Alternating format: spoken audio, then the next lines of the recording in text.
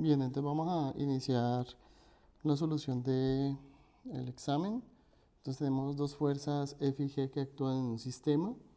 Entonces identificamos acá que se invierte el sentido de F. Eso quiere decir que el nuevo sentido de F tendría que ser este. Y se reduce G a la mitad, es decir que el nuevo tamaño de G sería el que podemos observar acá, que estamos resaltando en amarillo. Entonces, recuerde que la suma de vectores se hace cabeza-cola. Entonces, donde termina el vector f, que es el que estamos repintando aquí con amarillo, ese vector que termina en f, se ubica el vector g, que está partido a la mitad. Y el resultante es el que une la cola, con cabezas con cabezas. Ese sería el resultante. Por esa razón, la respuesta tiene que ser la D. Vamos con la pregunta 2. La pregunta 2, pues es sumar los dos vectores. Entonces, nuevamente volvemos a hacer la velocidad de x, ¿ya? Más la velocidad de y, que está ubicada acá. Entonces se hace cabeza-cola. Entonces, en este caso, la resultante sería este vector que tendríamos acá. Nuestro resultante sería el vector A. La pregunta 3, pues hace referencia a que la dirección ideal del avión sería esta, de A a B, pero de acuerdo al viento se genera una dirección real, que es la que estamos pintando aquí con este color, esta sería la dirección real.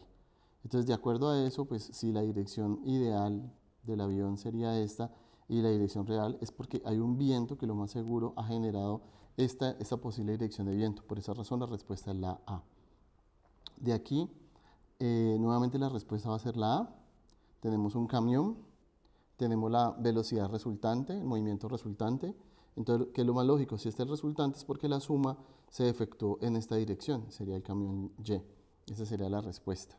Ahí tendríamos como nuestros resultados para la respuesta de la 4. ¿Listo? Teniendo en cuenta el método de cabeza-cola, pues para poder sumar los vectores, pues el vector que sigue, el vector resultante, para poder que me dé este resultante, pues el otro vector tiene que estar aquí y el único que calza con el sentido final del vector sería el camión Y, que esa sería la respuesta la más cercana. Luego tenemos otra pregunta que tiene que ver con la distancia recorrida. Entonces, pues la distancia recorrida es igual, es el camino, es la trayectoria. Si se mueve de X a Y o Y a X, recorre el mismo movimiento, la misma distancia recorrida, pero el desplazamiento es opuesto, ¿ya? Por esa razón el desplazamiento debe llegar negativo. ¿Listo? El desplazamiento de Y a X es contrario a X a Y. Por esa razón la respuesta es la A. Bien, vamos con esta sección que tiene que ver con los ejercicios de incertidumbre. Entonces, pues tenemos el enunciado de la pregunta, tenemos la tabla de datos, en la gráfica, perdón. En la gráfica tenemos pues que la fuerza al cubo elevada al cubo máxima. Esto está por 10 a la 5 newton al cubo, esa es la unidad de medida. Y tenemos acá que es la variación de la presión, que está en kilopascales. Esto lo saco pues obviamente del enunciado. El enunciado del ejercicio me explica esa gráfica que corresponde. Es una gráfica de un laboratorio. La primera pregunta es: ¿cuál es la incertidumbre absoluta, ¿verdad?, en 80 kilopascales? Entonces, yo en 80 kilopascales lo que hago prácticamente es identificar. En 80 kilopascales me están preguntando la incertidumbre absoluta de F3. Por esa razón, el valor que necesito identificar es 106. ¿Listo? Los 106 los saco pues porque cada uno de los valores que está registrado acá son de a 2 unidades. Entonces yo sé que este valor acá sería 106, haciendo una aproximación, es el valor que más se ajusta. Y el valor que llega, digamos, la línea de incertidumbre, esta sería la incertidumbre absoluta, entonces sería aproximadamente hasta 122. Y si hago la diferencia, sería 16. Esa sería la incertidumbre absoluta más adecuada. También se puede valer 15 en ese caso. Entonces la incertidumbre sería más o menos 16, más o menos 15, que serían los valores que están señalados acá. Si saco la incertidumbre fraccionaria, me da entre un 15% y 14. Cualquiera de los dos valores pueden ser válidos para poderlo resolver. Ahora, para la siguiente pregunta, calcule la incertidumbre de F3, F al cubo máxima para 10 kilopascales. Nuevamente vuelvo a ubicar con la gráfica, me ubico en 10 kilopascales, que vendría siendo este valor. Me concuerda con 13, ese sí está en toda la mitad, aproximadamente podría dejar 13. Y calculo la incertidumbre, y este pedacito pequeñito que yo alcanzo a identificar acá, que estoy pintando, viene siendo casi 2 unidades, casi un cuadrito. Por esa razón la incertidumbre sería 2.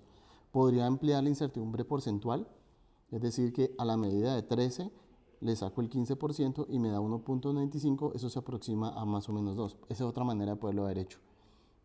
Luego dice, si la incertidumbre porcentual se conserva, ¿cuál podría ser ya la de 30 kilopascales? Entonces, en 30 kilopascales, lo primero que yo debo identificar es con qué valor concuerda.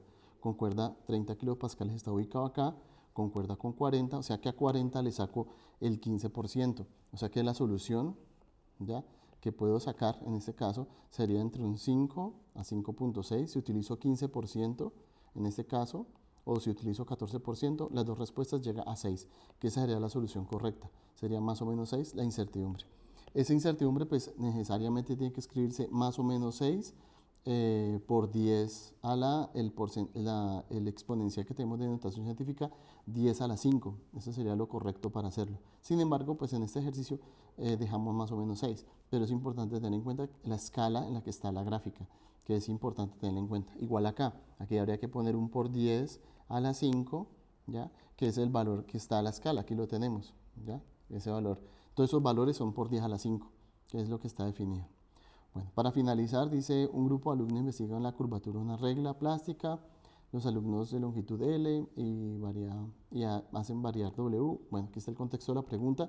Y la partecita de la pregunta que nos tocó es, la regla tiene una dimensión transversal A, de A por B, donde A es igual a 28 más o menos 1 milímetros y B es a 3 más o menos 0.05 milímetros. Calcule la incertidumbre porcentual de A. Entonces, cuando yo multiplico, pues recordemos que la incertidumbre porcentual de A es el resultado de la suma de las incertidumbres porcentuales de cada uno de los valores que se está haciendo la multiplicación, ya sea multiplicación o división. Esto aparece en el cuadernillo de datos. Esa es exactamente la misma fórmula que se emplea en el cuadernillo de datos del área de física. Entonces, en este caso, pues tendríamos que sumo las incertidumbres porcentuales y eso me daría la incertidumbre porcentual. Vale este valor, que esta sería la fraccionaria, o la porcentual, que sería 5%, que es el valor más ajustado. Esa sería la solución de la primera parte del examen. Muchas gracias.